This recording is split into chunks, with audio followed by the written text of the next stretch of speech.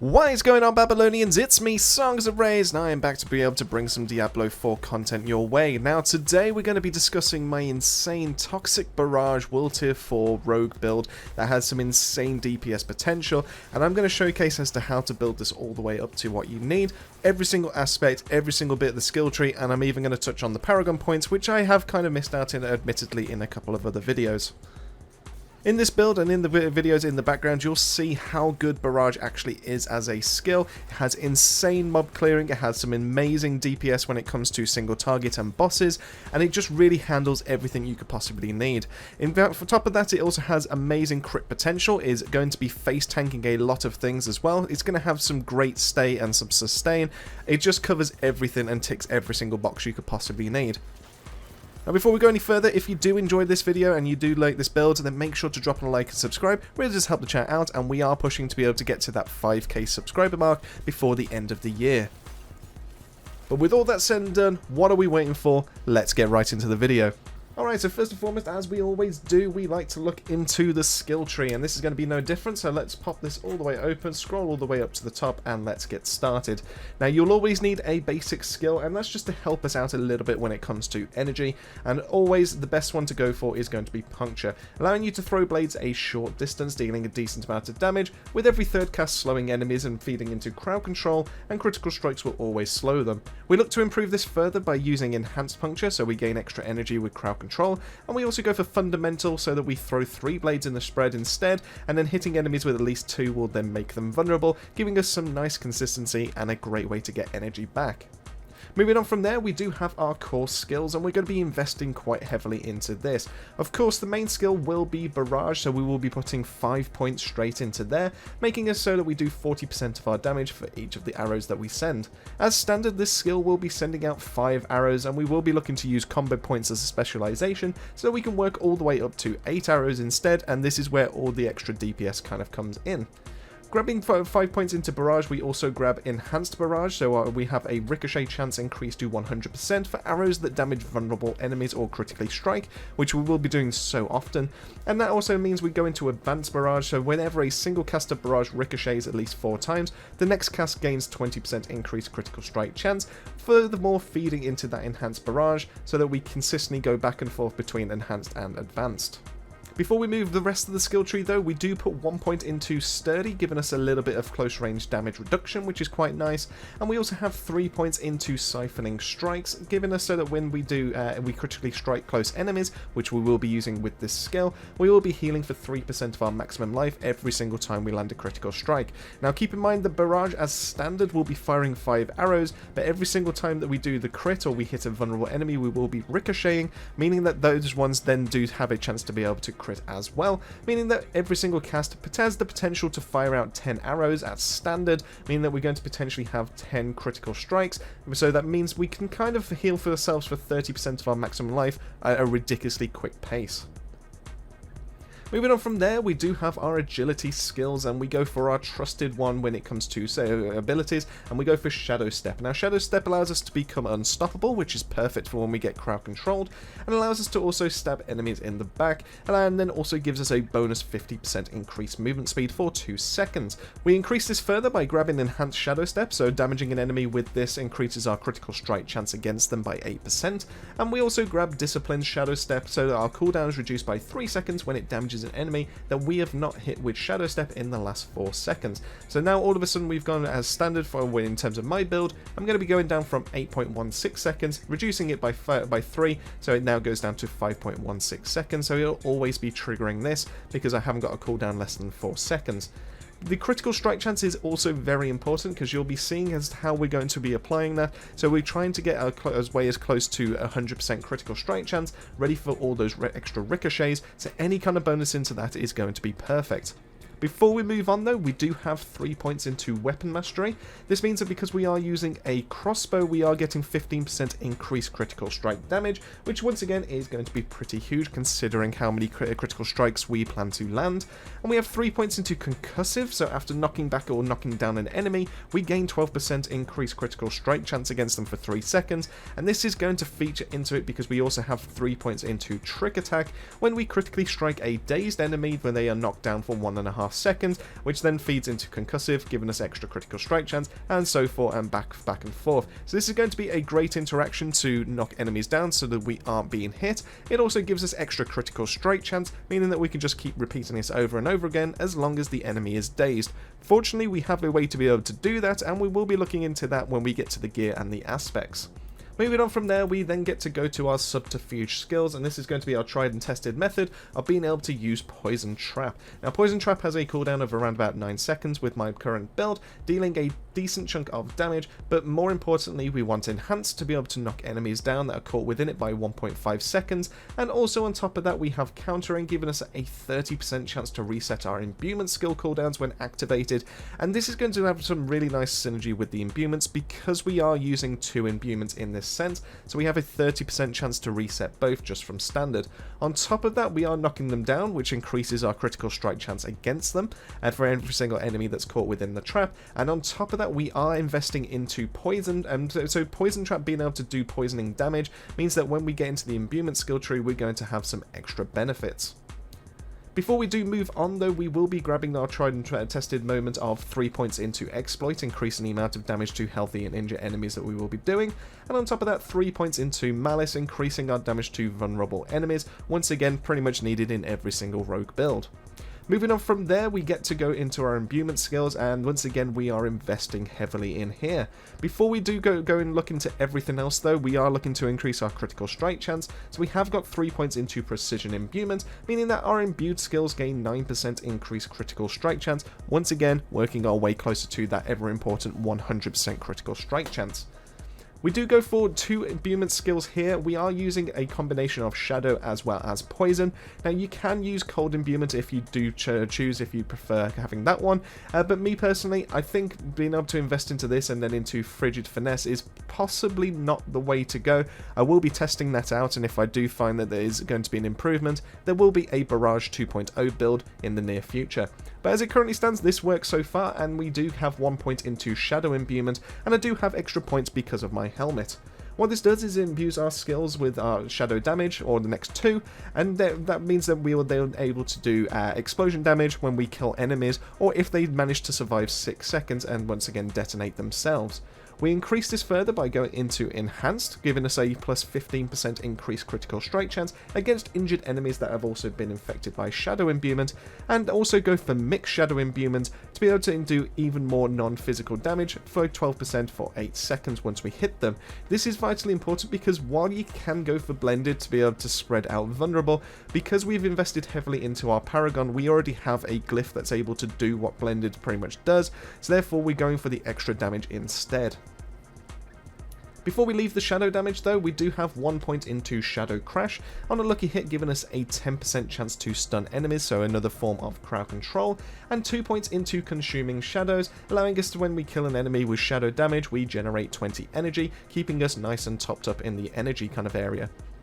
But the other imbuement skill that we've gone for is going to be Poison Imbuement, imbuing our weapons with poison damage, applying 120% of base damage over 6 seconds to be able to the targets that get hit by this. Now keep in mind that Barrage, because it is a skill that casts 5 arrows at standard, every single enemy that gets hit by those initial arrows is going to be hit with both with either of these imbuments, depending on which one you've got active, but also every single ricochet is also going to apply that imbuement as well. So if we are using poison, we're able to apply 5 arrows worth of poison onto targets, and then we're also potentially working our way up to that increased critical strike chance, so that every single ricochet also deals that much damage as well. So we are stacking up the poison on every single target in front of us, just in case the initial damage doesn't kill them off. But it doesn't just stop there, because we are enhancing it. So with Enhanced Poison Imbuement, we increase the poison duration by 1 second, and on top of that, Blended also allows us, so we do critical strikes with poison imbued skills, we deal 75% increased poison damage, and because we are investing heavily into critical strikes, this is pretty much always going to be there as standard.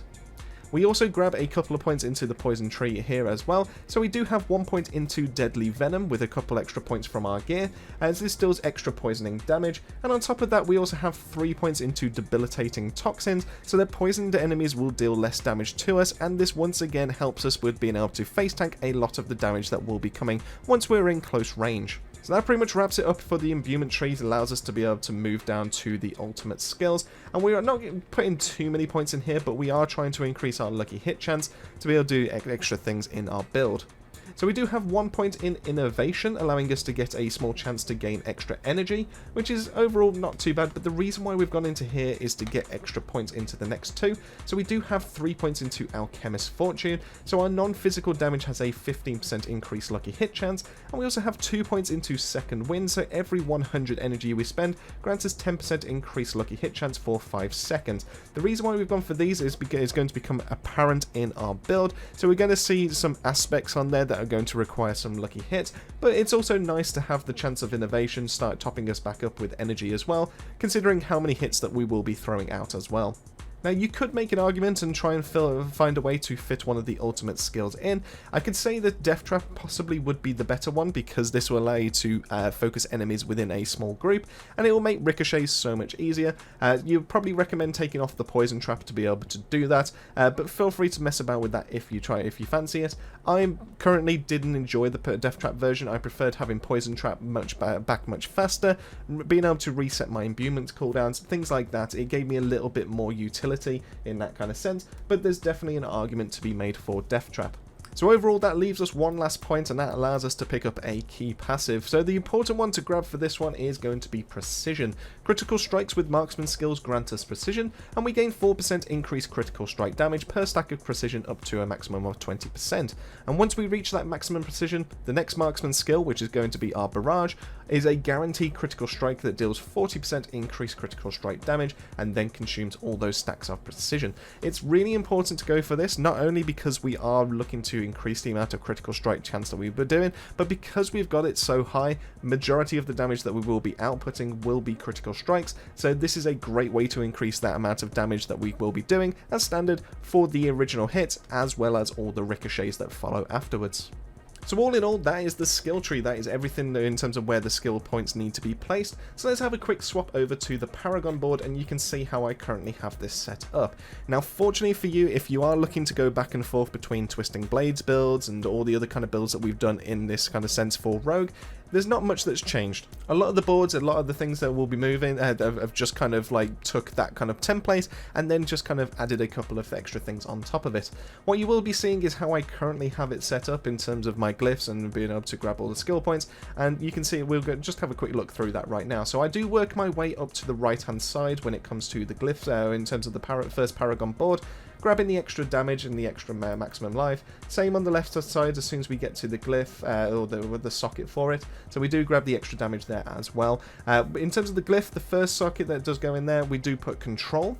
This gives us an extra increase in damage to crowd control targets, which we will be doing through things like daze, through knocking enemies down, so we get a massive bump in terms of the amount of damage to crowd control enemies from that. Now, don't worry too much in terms of being able to get the extra bonus on this. Feel free to take the points away, because we aren't primarily going into chill or stunned or frozen enemies, so you don't necessarily need to meet this bonus, so feel free to take those points away. I just haven't changed it because I do go back and forth on some of my builds, and I always like to have that in there. In terms of the next board, though, we do move our way up to the imbued skill kind of board. I forgot what its name is, but you do want to work your way to that and grab the legendary node. I currently have it facing this way, so you can see, but I head left initially, grab some imbued skill damage because that's vitally important for this build, and then grab the legendary node and then work your way up diagonally to go to the glyph, because we want another socket ready to put Infusion. Infusion will increase the amount of imbued skill damage that we will be doing, and on top of that, meeting the bonus allows us to get that cooldown back so much faster, just by half a second, but that's still vitally important because that still saves you time. Working from there, then grabbing the rare node at the top for even more imbued skill damage is really nice, and some of these extra blue nodes as well is really, really nice as well. So you can see how I currently have it, just pretty much straight up the middle, and then go onto another board. And this next board that I do have is the crowd control one, and once again, this is going to be vitally important, considering we will be dazing, knocking enemies down, doing all those crowd control kind of shenanigans. Moving down, having the board this kind of way, you definitely could make an argument to rotate it and go straight down the middle instead, but that's something I'll possibly test out at a later date. But I have gone this way. I've grabbed Oppress, and we also want to grab Spearhead at the other side to increase our damage to healthy enemies. We also want to grab Devious. And I am working my way towards calculators as well, so even more damage. But the legendary node is really, really nice with cheap shot because we are going to be crowd controlling in close range. So therefore we'll get a nice but kind of bump to our damage profile, as you can see. And then when we got the last socket, we do also have exploit. This is going to be the other important part because we are looking to make enemies vulnerable, and therefore just by making enemies vulnerable, in case we don't get the critical strike on Barrage, because we've made enemies vulnerable, it's always going to ricochet from that, so it gives you some real nice consistency and some extra damage to vulnerable damage. So that's all the boring stuff done and out the way. That's all the grids and all the like stats and numbers and everything like that. So let's have a quick look into our specialization and explain it all around. So we do have combo points, and what this means is when we use our basic skills, so in this case it's going to be puncture, we do have a chance to generate combo points, and once we're at full stacks it gives us extra bonus damage and also special properties to our Barrage. In this case what this means is that we get a smaller increase to our damage, so we're at 3 points we do get an extra 23% of damage, but we also get extra arrows the more combo points that we have, at 3 points giving us 3 extra arrows. This is really nice to have. This is a massive increase in DPS. This allows us to take down kind of like single target damage. It allows us to focus them down, and it's also amazing when it comes to being able to fire all 8 arrows, because then all 8 arrows then have that chance to ricochet, and then it does another 8 points of damage, or another 8 sources of damage to other targets as well, meaning that it's amazing in terms of crowd control as well. So you definitely want to try and do this as often as possible, and being able to go like getting up to 3 combo points is absolutely perfect with this build. So let's shift ourselves over to the gear and we can have a look at through all the aspects. Now you'll be pleased to note that there are no exotics on this build whatsoever. There is a couple of reasons why for that, so I've kind of justified it. Like for example, Penitent Greaves is a really nice unique to have on pretty much most builds, but I preferred having the extra aspect slot in this case, so therefore that's the reason why I'm just kind of like took that off for the time being. But if you do have Penitent Greaves, if you are looking to be able to put that in, feel free to be able to swap that around, but these are the aspects that I have chosen to increase the lethality of this build. So let's start with the helmet. Let's work our way down the armor, then the jewelry, then the weapons. So on the helmet we have gone for might. This is pretty much a standard if you are doing a close range build. This allows us so that we have basic skills grant us 20% damage reduction for anywhere between 2 and 6 seconds. Really, really nice, gives us some nice survivability in some of the tougher dungeons. We're also looking for rolls on our helmet for like cooldown reduction, as well as ranks into an imbuement. Now I do have 4 ranks into shadow imbuement, but I would primarily look for 4 ranks into poison, because that increases the lethality every single time you use that ability, and seems to stack up so much better once you have extra ranks in there. So if you were looking for one specific one, it's going to be poison, but you can definitely go back and forth between the two. Don't feel like it's kind of like a make or break. In terms of the chest armor though, we have gone for disobedience. Once again, this is another standard, and so you want to be able to gain like 0.5% of increased armor for 4 seconds. Once you deal any form of damage, this also includes damage over time, and this stacks up to a maximum of 50%. My armor is currently sitting at 4.7k, so I'm going to be getting like around about 2.3 like 3k on top of that, so I'll be getting myself up to 7k armor at standard. Great way to reduce the amount of damage that will be coming in. In terms of rolls, dexterity is really nice. Damage reduction from close range enemies, once again, really nice. But any kind of like increase to damage is also going to be ideal. In this case, I've managed to get 2 rolls into imbuement skill damage, which is really, really good. I don't know why there's 2 rolls, but if you can get one that does have 2 rolls for it, that's just going to increase your lethality with your abilities, and probably going to be best in 2 slots when it comes to this armor, especially when you use any kind of imbuement skill. Going from there, we do have the Greaves, and this is going to be Vengeful. Well, on a lucky hit, and this is where it's vitally important to go for those last couple of nodes on the skill tree, making an enemy vulnerable has up to a 40% chance to increase your critical strike chance by 3%, all the way up to 9%. Once again, working our way up to that 100% critical strike chance so that we can do more ricochets. We then have our pants when it comes to cheats. We take 25% less damage from crowd control enemies. Once again, really nice sustain being up in there in the fight. If a crowd control enemy hits you, then you gain extra movement speed. It's kind of like neither here or there. Once again, you do want some extra damage reduction from close range enemies. These pants aren't good rolls. I'm looking for some better ones. The only real good side to them are going to be the damage reduction and the damage to elites for after I've killed them. But you just want something to give you some nice defensive utility. So anything like damage reduction is really nice. Anything like dodge chance, once again, really nice. So you definitely want to look out for those. When it comes to the boots, we do have going for manglers. So on a lucky hit, once again, vitally important, dealing direct damage to a vulnerable enemy has up to a 43% chance on my roll to daze them for 2 seconds. Enemies that are dazed cannot attack back, which once again is really, really nice. But once again, on top of that, this is a form of crowd control. It also has a chance to knock them down because of our skill tree once we do a critical strike, and that also feeds into everything else as well, meaning that we're going to do even more critically, going to critically strike more often.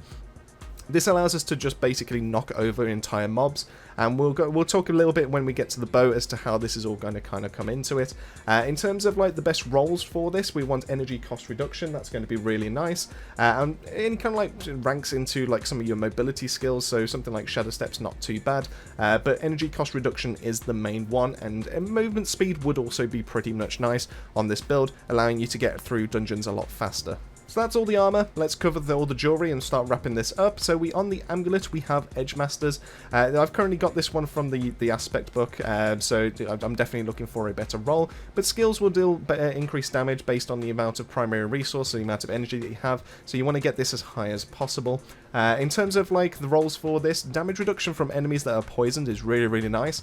Extra ranks into deadly venom is also quite nice as well. You just want to find something to increase either your damage output or increase your defensive viability, allowing you to stay in the fight a little bit longer or to be able to wipe out those mobs a little bit faster.